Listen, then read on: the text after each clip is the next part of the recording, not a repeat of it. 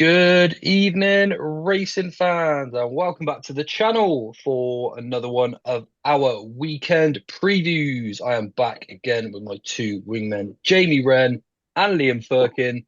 And this weekend, we're going to be taking a look at two races from Newbury. We've got four from the Curragh, and we've got two from Market Rasen. We've got some jumps racing this weekend.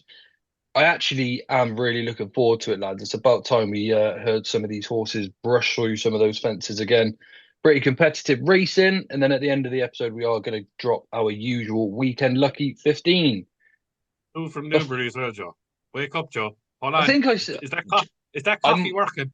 oh, I might, Sacrifice. I might have actually, I might have read it and not said it. And so it's not a very good sign, is it? But yeah, so we've got two from Newbury, four from the Curragh, two from Market Rasen. I'm going to bring you our lucky 15, but we will check in on the lads first. Jamie, look who we've got with us. Liam is back. Michael Marsh has been noticing that you haven't been here, Liam, but Yeah, you are and back, mate. You are y- back. yeah, Mike's got a point to be fair. I think he compared me to Nicky Henderson. Um, I hopefully not wouldn't. too dissimilar to him. Hopefully, when I do turn up, mine win a bit like Nicky's do. But Yeah. yeah, he rightfully pointed the finger. Yes, I have been MIA a little bit, so apologies, but I'll be on regular from here on. It's all good fun. It's all good fun. Like we said, we're just sort of galloping through the flat season now, aren't we? I do feel like we can start slowly talking about jumps. I've started looking at some pointers and some bumper horse and things like that. So it is all a little bit exciting. With regards to the jump season, Liam, it might be worth you mentioning you've got a little bit of an endeavour going on yourself. Might want to enlighten maybe some of the viewers who may want to get involved. Yeah, that'd be great. Cheers, Joe. So yeah, the horse is called Cool Worker. He's in training with Fergal O'Brien. He's a point-to-point winner out of Ireland. And I won't go about setting up my own syndicate, but essentially there's an awful lot of headaches and hoops to jump through with the BHA and Weatherby's. So I am just helping and assisting the assistant trainer, Sally, at Fergal O'Brien's operation with this syndicate. We've probably got around about 20 lads from my Telegram. And there's still a few shares available in him. He looks like a chaser in time, all the old cliches, but he certainly does. But yeah, as I say, he's a point-to-point winner, and we'll be looking forward to getting him over hurdles after a couple of bumper starts this season. Hopefully, have a good few social days out. So if anybody is interested, they know where they can reach me over on X, and if they want some more details, more than happy to share. Yeah, that's brilliant. That is. I mean, it'll give us all something to follow as well, won't it? Through the jump season. I'm really looking forward to sort of just following the journey. Liam, if people do want to get involved, is there a link we could put in the description, or do they contact you on Twitter, drop a message in the comments, or all of the above? Yeah, all of the above, I suppose. But if you want to just drop a message in the comments, then I'm sure I'll be able to get in touch with anybody who is interested. So if you just like some more info, then yeah, just drop a message in the comments, and yeah, I'll speak to Joe and get in touch. Oh, Um, lovely stuff. yeah, magic. Yeah, brilliant. Okay, exciting times there for Liam. Jamie, you had a little bit of a nap before the podcast. You didn't mean to fall asleep, did you? But you were waiting for me to make my coffee, and you ended up being the one nodding off. But are you awake and have you got us some winners for this weekend? Yeah, last weekend was a bit of annoying. A lot of horses hit the crossbar. I suppose Al Kareem was one we picked, I think. Week before, obviously, was winners galore, but Yeah, yeah.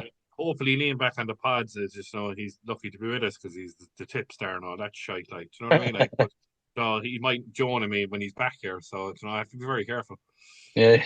Sounds like Jamie's up for a bit of tipping fighting talk for this weekend. But you did, Jamie. You had a really good weekend the weekend before last. We did put up a lucky 31 last weekend. We sort of broke the rules. I can't remember why. It was because we fancied Archivist, didn't we? But we put up five horses. They were seriously well backed. We started off with the first winner at 4-1.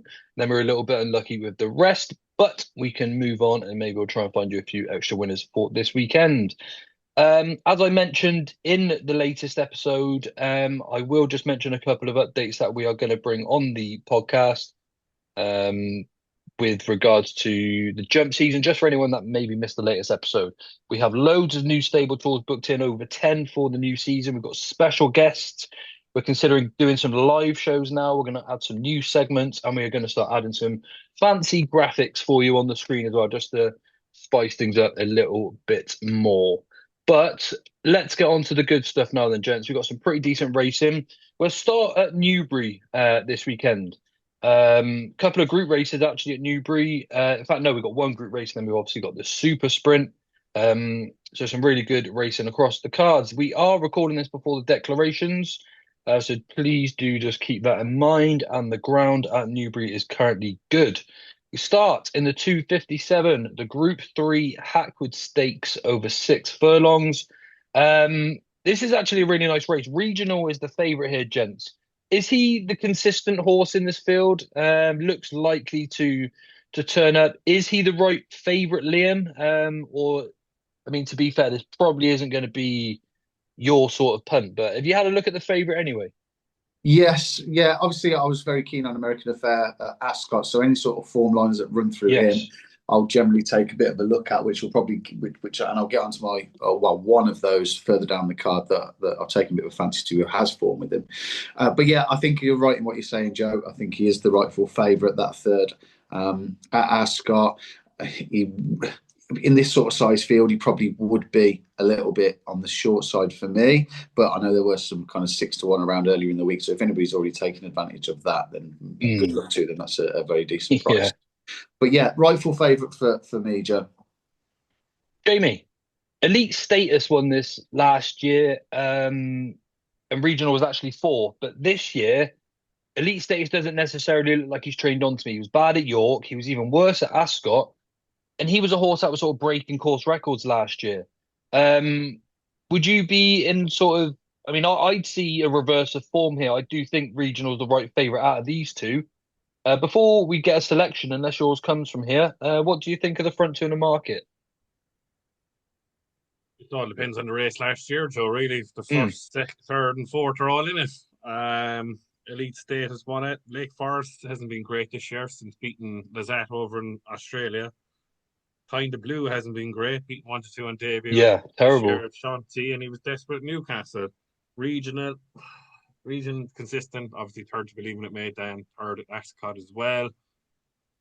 I think Kind of Blue's runs have been too bad to be true this year, and I think 8-1 to Find Out is massive, and I'd put him up the way. Being third in the race last year, length behind Elite Status, I would go with Kind of Blue to come back to form. Yeah. Because Regional, I think, need softer ground at the end of the year, maybe. Oh, interesting. Interesting. For the Okay.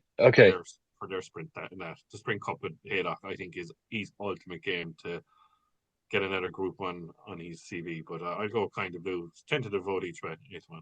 Yeah, that's fair enough. Like you said, you're getting the price to find out, though, aren't you? Because I think he's the top-rated horse in here as well. I will go with Regional. But again, it would just be a small sort of selection there for me, really.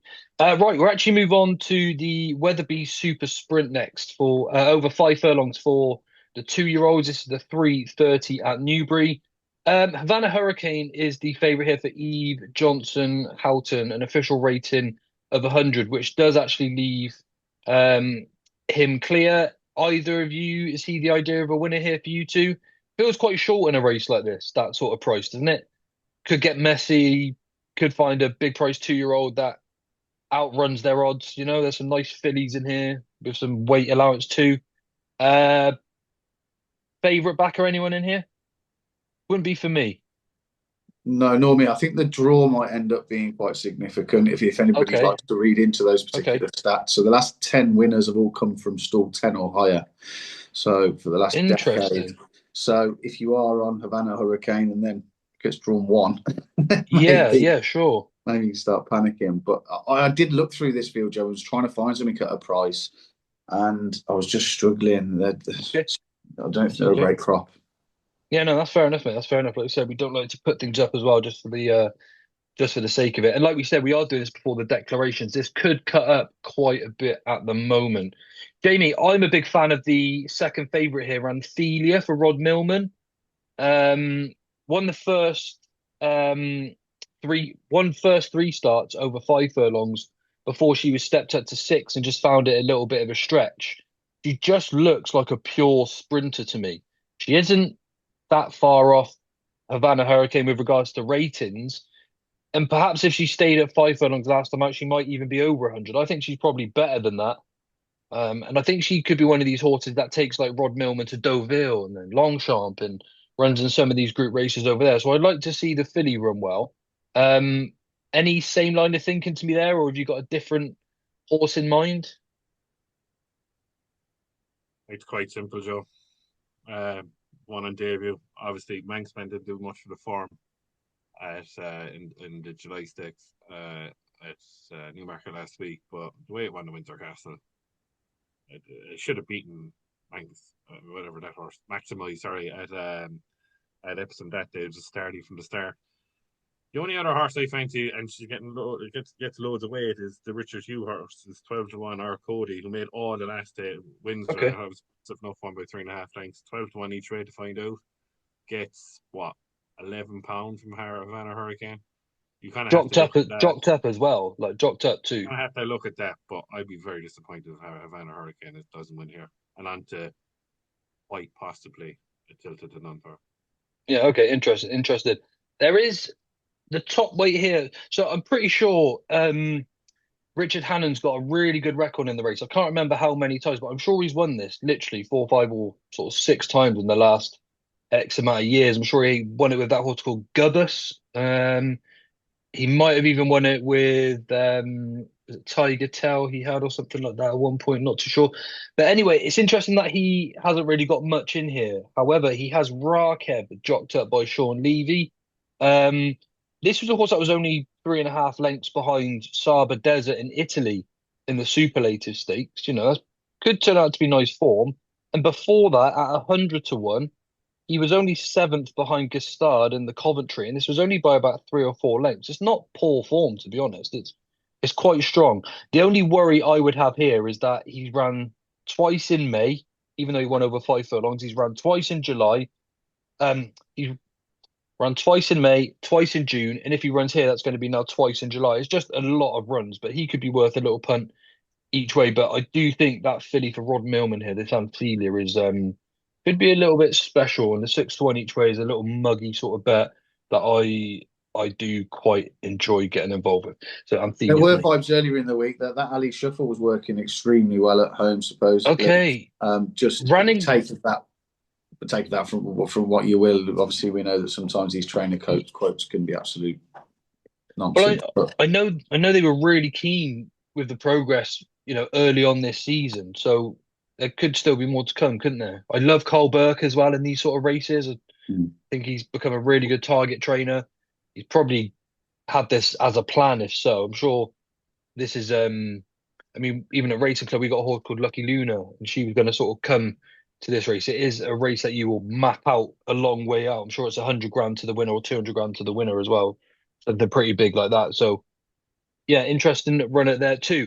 Right, lads, let's go over to the Curragh. I must be honest, I struggle at meetings like the Curragh before declarations because there's so many um Aidan O'Brien horses entered in certain races. You're not always sure who's necessarily going to turn up.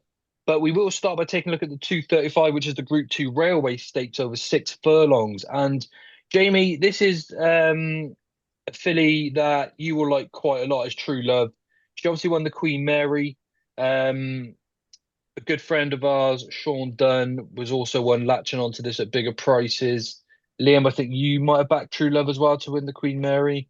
intended to, and then the price got too short. Okay. Jamie and Sean have both told me Yeah. to back her, and then she was just Well, slightly short by the time I got around to it.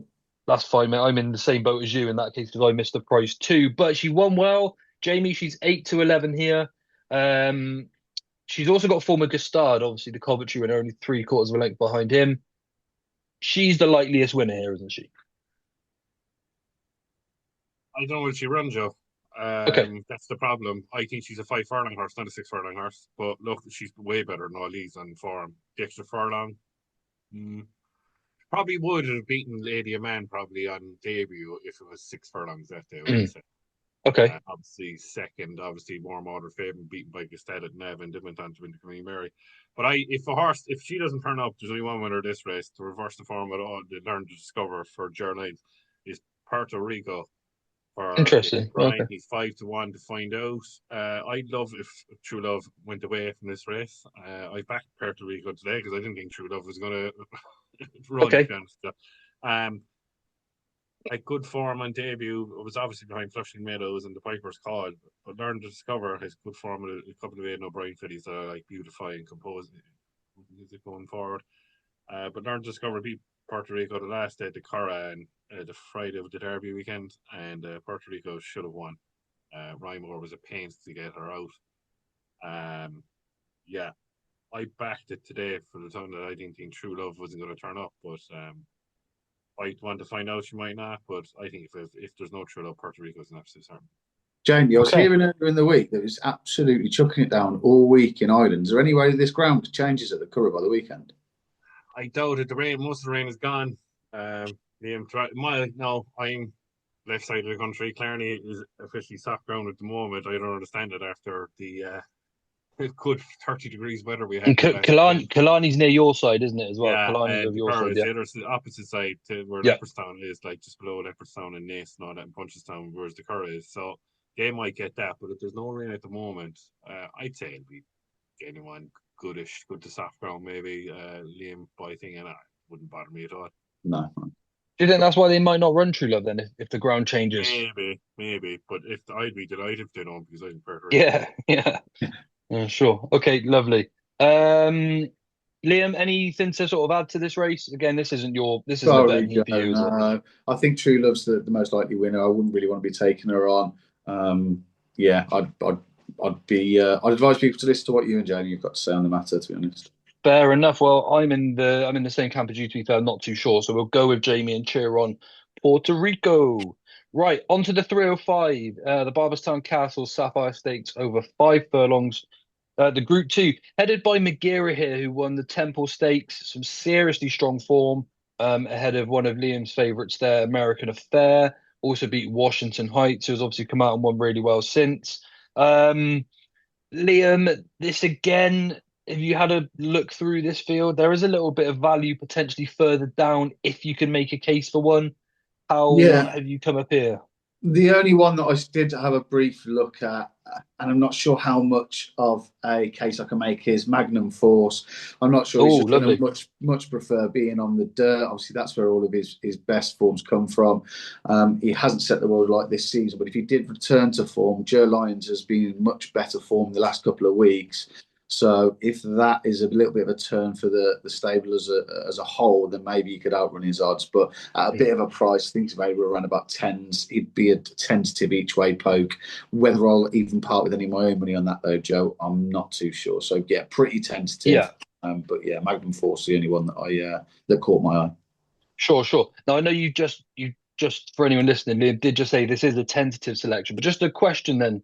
Liam, you mentioned with regards to Magnum Force that he'd have a good chance if he returned to some of his better form. Obviously, we're getting the price to find out if he does return to the form. Is that an angle that you quite like to look at? Because you could find, like you said, a 33-1 horse that is well out of form, but you know he's capable of better. And is that something that you jump on board with the potential of this horse being backed into 16-1? And then, you've got your value, and just sort of digging into your brain a little bit, I suppose, here, just asking. No, absolutely. I can give you a prime example because I've got one off the top of my head that I've tipped for tomorrow. So if no pressure on you, Joe, if you get this out early enough, people might be able to get on. But yeah, so where you'll find people like Johnny Deneen, who would be the most unforgiving punter in the world, and there's many like him, not just to kind of pick him out. I would be the most forgiving because generally I'm starting at the bottom of the card, not the top. First of all, can I get the Fav beat? And then I'll work my way from the bottom. So today, looking through the cards at Worcester, I think it's around about 7:20 in a handicap chase tomorrow. There's a horse called School is Out, something of that nature. Previously with Fergal O'Brien, has course form off 10 and £9 higher last season, finishing place around Worcester twice. She's now evidently £10 less off. She's dropped a class division. She's had a prep run, and there's a £10 claimer on board. She's 40-1. I thought she's worth finding out if she still retains the ability before she left Virgil's. So I would be doing exactly what you've just said, Joe, and then weighing up that equation. And is this a price it's worth finding out if that ability is still there? So yeah, I'm very forgiving. And that's hopefully a bit of an example. Yeah, I love that. Yeah, like you said, there's a load of things in the favour there, really, though, isn't there? What are you shaking your head at, Mr. Wrenn? Come on, talk to me. Don't forgive horses. I never do. You aren't the most forgiving type, are you, James? And Do you ever? and to make it worse, right? Yeah, Liam's after just reminded me of something that happened the weekend. I got beaten at Bunbury Cup at you do 40 to it. 1 on the snout. Oh yeah, your Ian Williams shout, of course. Yeah. Yeah, of Thanks, course, Liam. of course, of You're course. such a sound blow for reminding me of a 14 to 1 winner for Hey, once in my life. He didn't pick it. But James, on that note, just a quick question then. Dalapan Deschamps, you wouldn't see him winning a Gold Cup again then, would you, next No season, chance. if No you're not chance. forgiven? Did you back him Wow. at Punchestown, Jay? Huh? Ooh. Did you back him at Punchestown? Why would you back him at 1 to 3, 4 at Punchestown? Well, did he win it that short, Oh, was he? okay, good point. Yeah, all right, Mr. Ante-post fan. You think I backed that horse at that? Not a bookie. Look, geez, lad, it's the 16th of July and we're still talking about Cheltenham. I know. I'm just ready Right, but for I'm it. I telling you will, I now, am. right? I'm Because there's telling a you now, 40 to 1 shot over the fences at Worcester tomorrow, Yeah. Jamie. That's why. yeah. But get on to Galopin des Champs. No. I'm like, I actually watched the Gold Cup the last day, actually, funny enough, and I know where you're thinking, jump like a table and still won the Gold Cup. Yeah, amazing, isn't it, really, to be And fair, he was honestly. even more impressive in the Kim Muir on soft ground the year before. So, do you know what I mean? But Yeah. I think. Yeah. Hold on, Jamie. For example, and let's not just talk about Cheltenham, sorry, but just as an No, example, do it. you've I love backed it. John Bond for the Ryanair, right? He's lost more races at Cheltenham than I've lost money there. The Ryanair, you have it all wrong, my buddy. I backed him for the King George. And Oh the yeah, Ryanair. you did. Yeah. I didn't say the Ryanair. Okay. And the only two horses that actually going to run in the Ryanair, right? Not him. I think he'll go back to the champion chase because I still think on soft ground he'll beat Marine National. But anyway, moving on. Sorry, did I? But I think there's a bit of a crackling noise in my headphones. Someone just. I backed one horse for the Gold Cup, and you might think I'm mad because I think he'll win the King George. Well, if John Bond doesn't turn up, Gaelic Warrior. Gaelic Warrior is going to win the Gold Cup. You said this for a long. You said this even when he was winning the Arkle at Cheltenham. Anyway, lads, look, we are going off on a tangent. Let's get back to it. It's ridiculous, isn't it? It's early. It's early. It's early. Right. Barberstown Castle Stakes. Who do you fancy, Jamie? Magira. She should be Well, hard the to Irish beat, really. sprinters are crap, Joe. Okay. And it's very tentative. Exactly what you said. The form is there at Magira. But I'm going further back in the American Fair Race. I thought your man was very impressed the last day, and he's form on soft ground if it does get soft ground, and that's Rumstar. I think he's there 6 to 1 or something like that. To find out, like Magira 2 to 1 and Rumstar 6 to 1. Rumstar ran to him the last day. When Liam, did you tip that Chagrin in that race? I think you did. Yeah, I did. He was third. Yeah. I think it's look. I have no interest in the race, to be honest with you, Joe, but I think it's between the two English sprinters because the Irish sprinters are crap. Yeah. Okay. Say no more. Say no more. Um. We just had yours Magnum Force, didn't we? Look, we're well off track now. We're well off Look, track. a lot of people, at one point before we move on, a lot of people are going to back Bocana Fuente because his form as a 2-year-old on the track. Sure. And which is fair enough. I understand that, but I still think those English horses are better. Yeah. It's the sprint division is both sides of the water is shocking. Yeah, that's the thing. And when she went last day, she was right out the back and then flew home late. Yeah. I don't like it if they're going to persist with holding her up. So if they hold her up and they go a fast pace, or they go too slow, even it's just you have no idea how she's going to sort of finish her race. Really, do we? Correct. Right.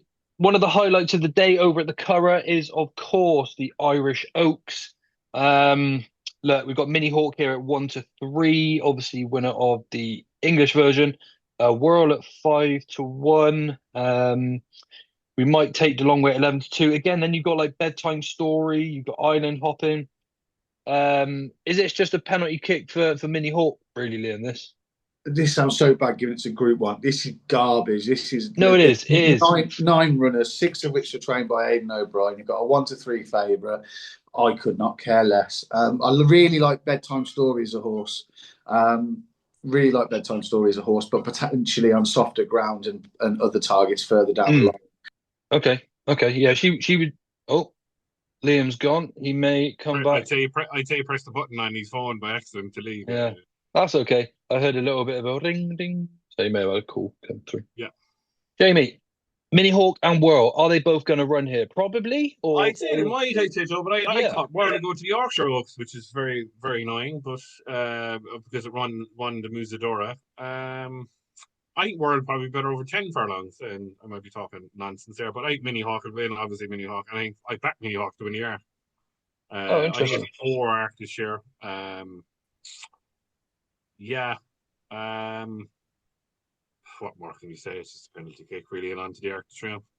Yeah. Okay. Interesting. Probably Liam, do you might think? run in there. She might run in a Fillies race before the Arc or something like that. Do you know what I mean? But yeah, Do you know she does remind me of that? Do you remember Found who they had, and she finished yeah, second all the time, and then yeah. she loved it at the Arc, didn't she? So like real I think tough horse, you know? The way she runs, I think the Arc can suit her down to round. Yeah, yeah. I hadn't really thought about it until you just said it, and I love that too. Anything to add there, Liam? We were just Mini Hawk and World, like we said. Three of Aiden's probably aren't even going to turn up, are we? It's not exactly the most. This is not a betting race. I won't even get involved here. Which may Love it, be an shortly. angle into it, Joe, in all fairness, in that case. Okay. If people are playing prior to decks, you might be getting your 3 places with only 5 or 6 runners. So you might Yes. get your extra place concession if you wanted to play the race like that and you fancy something at a price. I don't personally. So, yeah. As well, I make a point before we move on that. I think they need what they need to do in the Irish first and then the English. Irish version of Derby and Oaks. They need to amalgamate it to one weekend. Yeah, I wondered. Do you know? Why don't they? Boring. Like we had 7 handicaps of 9 races on Derby Day in Ireland. There 7 were handicaps. Like you have a railway stakes, you have a minstrel stakes on Sunday, and you have another stakes race on Sunday, right? Put them all to the same weekend. Put them Saturday and Sunday. But the Derby needs to go back to the Saturday night, what they had before. You can see the dip off of all the figures in Ireland if you don't have it on a Saturday evening. Because everyone has work on Monday. Sorry, we do. Do you know what I mean? It's not like sure. you're off as a child, your summer holidays. But I think the Curragh, they need to do something with that because it's absolutely. It doesn't seem right, does it, that you'd have the English Derby, like you said, in Oaks a day between each other, and then you'd spread out because it's quite a difference from the Irish Derby to the Irish Oaks. It's a completely different campaign. It should be all on one weekend. Yeah, completely agree, Jane. Completely agree. And it's odd that the Irish Oaks doesn't build into the Irish Derby the same way. Yes, 100%. And it's not often that a British racing calendar gets something right over the Irish one. yeah. This is the one. It is 100%. I agree with you there. It gets it right. I think they should do the opposite then. Put the Derby Saturday night and put the Oaks on the Sunday. But then probably won't get the crowd on the Sunday. I don't know. The Irish Derby has been switching from Saturday to Sunday for a long time, but Saturday works. Sunday doesn't. No one goes racing on it. You would have had a better lineup as well if you had the Irish Oaks back then as well. I'm sure you would, because you'd have horses campaign towards the Irish Oaks, even horses that are coming from the 1,000 from the Guineas and all sorts of stuff, like, you know, they would love to go that way. So you got my brain sort of thinking a little bit there. But that's probably why it's a little bit of a weak contest anyway. Right, we move on. 4:15 at the Curragh. We have it's quite a long one. The Michael John Kennedy Curragh Cup, the Group 2. And guys, or one of you will have to cover for me here because I don't fancy anything until I've seen the declarations here. Jamie, I think you'd have something in there. This is a race that you. Quite easy, like whatever. If Al Rifa turns up, it just wins. I was going to ask you this. I was going to say, is there any left for Al Rifa here? Second to me, to the King George winner. Obviously to Rebels Romance. I think Al Rifa will run here 1.6 miles, and I think that because there's no age limit in the Irish Ledger, even if it doesn't win this and it goes close or just wins, back it for the Irish Ledger, it will win it because he gets better. Is this his first attempt at 1 mile? 1.6 miles. I think he gets better. He'd relish the extra 2 furlongs, and I think they know what they're doing here. It was called years ago. You have to race the Curragh Cup, and it was always a trial for the Irish St. Ledger. Look, and I think if he wins, loses, or draws the weekend, if you get a price on any bookies for the Irish St. Ledger, he's going to win that. Interesting. Okay, cool. I like that because he's the only one that caught my eye at a look. Liam, have you managed to come down on anything here? I obviously love that form line from Rebels Romance. Put up ante-post by myself at 10s over at Oddschecker. And who did you steal that off? If you bear with me, Jamie, you might get a bit of praise. Jesus. Jamie and Emmett, obviously, when they're on our show, they the way in which they spoke about him, and then when I went back again and watched the race, yeah, I went straight into town and took some of the tens. So Al Riffer as well was on my radar, but I would be a little bit price sensitive as always, and without prices, Joe, it is a bit tough, like you said. Sure, sure. Okay, no worries. Right, we are going to move on now to Market Rasen. We've Joe's getting a bit actually, excited here now, lads. The yeah, jump for listen. I am honestly. It's great. And not only have we got Market Rasen, we do have Cartmel too. I know I'll be watching most of the jumps racing rather than the flat this weekend. Anyway, that's if I can get myself away from watching the Open as well. Right, we will start with the Summer Handicap Hurdle, which is the 240 at Market Rasen. We have a hurdles race here, likely to have quite a deep field as well.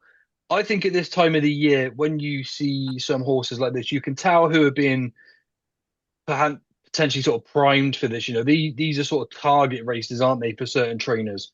If you can find the right one, you can probably find a horse that's going to run to a real high level. Castel Gandolfo definitely interests me for Fergal O'Brien. But I also really like Kiaba, but he's getting really high up in the weights. Liam, you will have something in here for us. This is a race that you would like, I think. Yeah, it is. Anything that's a little bit trappy and Yeah, yeah, a bit of a puzzle, generally, I like. yeah. Quijada again was on my radar. Ran many a good race last season, but similar to you, off top weight, with no sort of claim or any weight coming off his back. I would be struggling to part with my money on him, and I did part with my money and has been tipped at the 10-1. The other one you mentioned, Castel Gandolfo. Oh, excellent. So he's clearly the first choice for Fergals with Jonathan Burke in the saddle. He has been aimed at this the last 3 seasons, and in 2023 and 2022 he finished runner-up. He's just, I think he's a pound lower than that runner-up of the most recent of the two.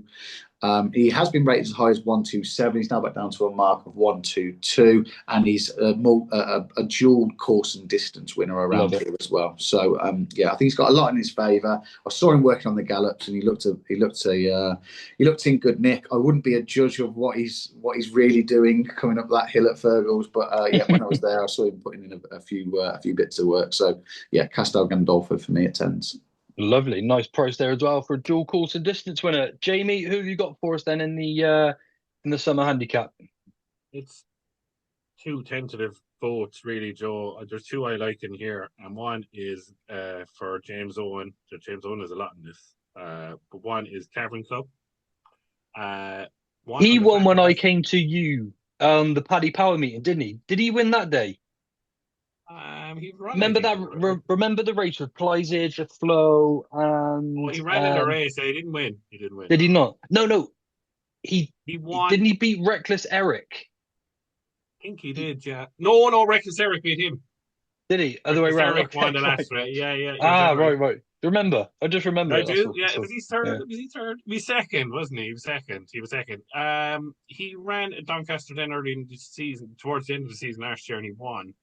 Handicap by half a length. He just gets there. He's one of those. Yeah. Okay. The long running might not suit him, but if he's there, he's a chance. He's a flat horse. Like, he's had runs this year falling out the back of the television in flat races, and then all of a sudden wins at Chester. The other race in here is that I see Cobden is jocked up in Brave Night, and he's jocked up on a horse called Tara Easy. But another James Owen. Yeah, but it's not James Owen's horse I fancy. It's the race. 1 second now. The race the last day you Toxeter, where he went back to form, and they said, oh, he wants to go back to you Toxeter. But fourth in that race was, I think, Ollie Murphy horse called Host. I think he's in here. He won the last day actually. Tom Lacey's horse, but that's him. Yeah. Tom Lacey, Progressive. Nabbit, I think. But it's the 6th horse in that race who didn't try a yard. And it was Fergal O'Brien's horse as well. And he's right down the bottom of the weights. And Liam Harrison is jocked to 10 stone 2. It's called Oslo. He's a course and distance winner from way back. And sometimes when they think, oh, you fancy one of Fergal's, Castel won it last year, they still have another throw the dice here with this Oslo. He's 16-1, 20-1 places.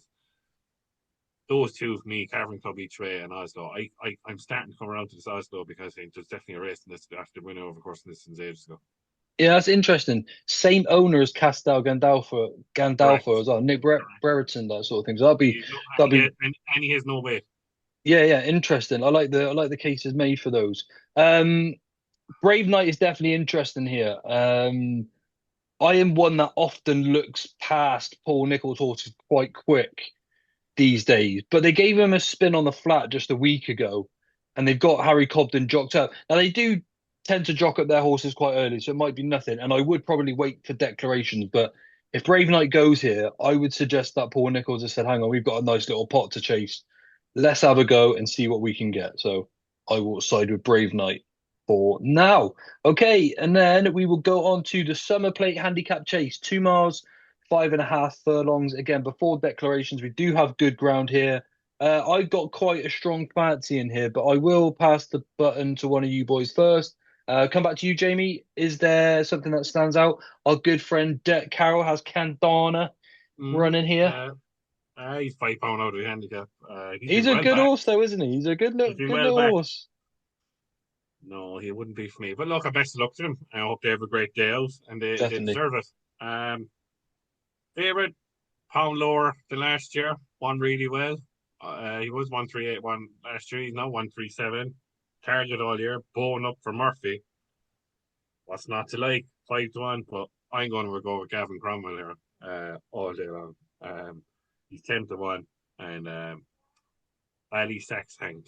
And if this horse jumps, this is an absolute good thing.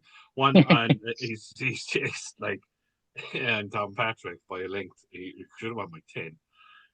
Dubious one. Then he jumped like a was it? What's Jerry Hannon's bag of hammers at behind Buchel Bucht in the race. Yeah. Now he's running handicap hurdles. Like he was second at the Punchdown Festival to Thanks for the Help in that final, and then he was third the last day at Bettystown behind the KTTA or some Bowens on Fire at Bettystown. They're only just prep runs for this. And if he turns up here 10-1, he's a huge danger to the Sure Touch. All right, Jan, I'd go back. Thank you. 10-1. I can't believe he's 10-1 because I think he'll be less on the day. Similar to what I sort of said about like Paul Nicholls, isn't it? You're sort of thinking, well, if Gavin Cromwell's bringing one over, he's not doing it for no reason, as we well know, right? And Um, Paul Byrne knows the time of day to win this yeah, and second and after. yeah, exactly. Yeah, exactly that, Jim. Good shout there. Liam, any fancy here at all? Yeah, excuse the pronunciation. It's obviously the former Rich Ritchie, Willie Mullins horse. Is it Horansu Dairy? Yeah, that's what I'd go for anyway. We'll roll with that. Excuse me. 24 starts under rules. He's finished first, second, or third on 16 of those 24 occasions. Oh, damn. Super consistent. He's twice placed in grade 3 events, most recently in the Munster National behind Real Steel. He's now £8 lower than that. And I suppose the conversion from Irish to English is probably more than £8, isn't it, really? Back now to the intermediate trip. I think he just appears a really versatile horse who perhaps just didn't win quite enough. But at 16-1, I'd definitely be taking my chances with him each way. I think he can certainly outrun his odds. He returned to form last time out at a massive price, 50-1. Now is Sarah Bradstock, but it's not as if she doesn't know the time of day. She trained Kona Greek to win the Gold Cup, didn't she? So absolutely. She certainly knows what she's doing. So yeah, that's the one that I landed on. I think he's a decent each way shout in this. Okay, thank you very much, Liam. And for me, it's going to be I'm going to be backing Risk in the Ground here for the Skelton team. Current price of 14-1. Again, he's a horse that sort of handles the fast ground, and he was running at a lot of races last year in sort of like the October meeting, then the November meeting, then you come back on New Year's Day. Loads of these sort of races at Cheltenham and running well. I think he won one of them actually. He did. The fact that they've even considered running him here to me would suggest that they've been training him for the race. I don't see why they would run him here if they were sort of campaigning, sort of these winter races over Christmas and, like I said, New Year's Day. I think it's really significant the fact that they are willing to bring him here. He's £2 higher than his last win in March of 139 now. Really, really good jumper. He's probably going to be ridden quite handy, so he'll stay out of trouble. I just can't see him being far away. I imagine he's going to run here. I don't see why the Scoutons would have him entered here if he hadn't been trained for the race myself. So I would suggest they've got a plan to run him here. And the 14-1, I think that's really good value. He'd be one of my better bets of the weekend. Again, just to try and be transparent with everyone, though, I would still wait for those declarations, despite the likely fact that I think he's going to run at this point in time. Don't want anyone to get stung before a run. Stung before a run. There we go. As you're saying. Right. Okay. So that is the preview of all of the races. There's just a small matter now of our weekend lucky 15. I did have a pen. I've lost it. I'll let you find it, Joe. So I'll just remind everybody in that case, just the horse for tomorrow at Worcester at 40-1. Yes, The name was please do. School Days Over, and it's in the 750. Oh, I know who you mean now. I know the horse anyway. Yeah, pink. You used to have the pink hat with checks. the black and yes, yeah. The checks. Yeah. I love it. Good memory. Okay. Right, I can't find my pen, but I can just write it down on my phone anyway. You two had a little natter before the podcast. One of you has one in the plate. One of you has one in the chase. Is that right? Yeah. Do you want to go first, Jay? Yeah, I'd put Ballysack Tanker. Oh, okay. Ballysack. I'm just going to write these down. Sorry for the lack of professionalism. Ballysack. Hey, what time is that, James? 3:12 on Taffin. 3:12 Saturday. That's Market Rasen. Okay, and Liam, who's your selection for the lucky? Yeah, so in the race directly before that, the summer handicap hurdle, Castel Gandolfo for Fergo. Castel Gandolfo for Liam. And the race before, I'm going to go with Anthelia, who runs in the Weatherby Super Sprint at 6-1. She looks pretty solid too. I really like her chances. I know we haven't seen the draw, and Liam, that stat has scared me in case she's drawn on the wrong side, but I think she's a progressive filly. I can't see it being too far away anyway. So that's the three. We need to concoct a fourth selection here. None of us have really agreed on one massively this weekend. What are we thinking? Not so sure. What do we have in the Hackwood? Jamie, how confident are you that True Love doesn't go? We could take the selection you backed earlier today, potentially then. Your call, Jamie. Put in and Puerto Rico. For the price. Yeah, okay, and then we'll add, and that is in the two. If not, it's just say it to the viewers, it'll be just a 3 patent then. Yeah, okay, fine. If not, no, we'll go for it, Jamie. We're going for it. All right, we're gonna land one of these this year. There's no pressure. We know we're taking a chance. And like we said, we're recording this Wednesday. If you're fortunate enough to be watching this day after midday on Thursday, you will already know the decks by now. You can already you will already know what's running, and you can also add your own selection. If you do, let us know in the comment section below. And if you can land the lucky 15, I will do something for you. You will get some sort of reward. And like I said, we really enjoy interacting with you all. Anyway, anything else to mention, lads? Jamie, anything? No. Liam? No, nothing from me, Joe. What are the plans this weekend? Sit, watch the racing, enjoy? Oh, yeah, looking forward to watching the golf and the racing all weekend, yeah, and doing not a lot, hopefully. Good stuff, good stuff. We've got a good one. Jamie, just watching the racing, or have you got plans this weekend? Daughter's birthday and hurling on Sunday. Oh, God, Daddy G. Oh, okay. You've got Daddy G's, but you get the good old hurling day on a Sunday. Happy days. Right, okay. Well, we will leave it there. Thank you to everyone again that has tuned in. If you're able to like and click the subscribe button on this video, it's really helpful to the channel. It just gets our content out there to a wider audience, and it's completely free to do.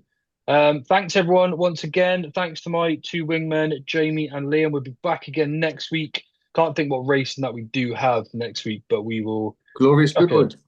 Oh, of course. Yeah, there we go. We've got a good one then. Okay, a good one at Goodwood. We will be previewing all of those races for sure. And again, we'll be putting up some sort of lucky 15. Thank you everyone for tuning in. Gamble responsibly, but get stuck in, and we'll see you all real soon.